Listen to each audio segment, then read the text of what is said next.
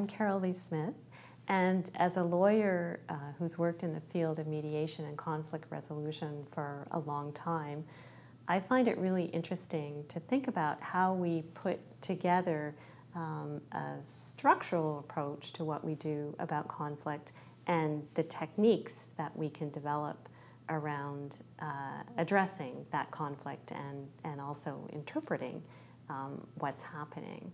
So my interest in thinking about these things, whether it's from a kind of professional perspective as a mediator or from the perspective of how to work with people who are learning to understand conflict and address it constructively in their professional situation, is to think about how those aspects of process and technique and the skills we all bring to that fit together.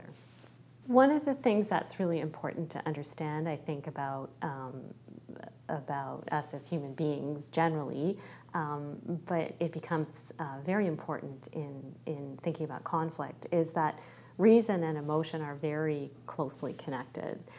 So we've thought about those things for a long time as being something that you can separate, but in actual fact, you can't. So it's important to respect that when we're in a conflict situation, we may feel, we often feel a sort of a heightened emotional experience.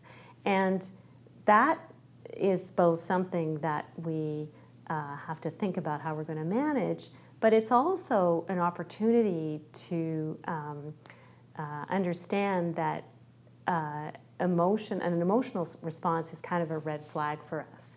It's a red flag. It's also a marker of something that's important, something that we need to pay attention to, and then becomes something that is a trigger for us to maybe do some analysis about what's happening. Why are we feeling this way?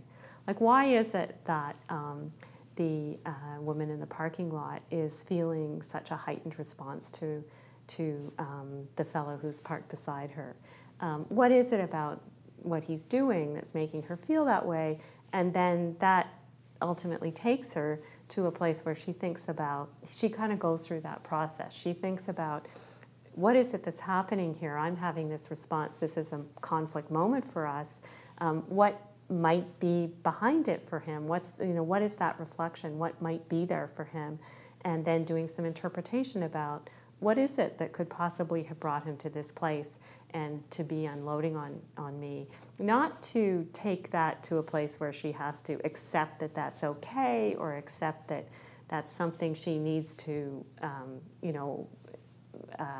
not feel conflicted about, but to take it to a place where she's doing some analysis about how to understand it and then ultimately what she might do about it in a way that doesn't put them in that kind of positional clash. So it can be helpful to reflect on how sometimes we have a different response to conflicts like this if we're in a professional situation versus what we're like when we're in a personal situation. And the module illustrates that in a couple ways, and one of them is the position and interest segments, the two doctors who are in a conflict versus the father and son who are in a conflict over whether the son is going to come home at midnight. And you see the conflict escalate really quickly in that exchange. And I think it also illustrates how important it is to understand that in that kind of interpersonal situation, the conflict can escalate really quickly because the stakes are very high. When it happens to you, when it happens to each of us, we might have that emotional response. So the emotional response in and of itself is a clue to go looking for what might be at work and whether there's something that you haven't seen that if you take that sort of perspective from the third place, what is it that you might see, and if you go looking, what do you uncover?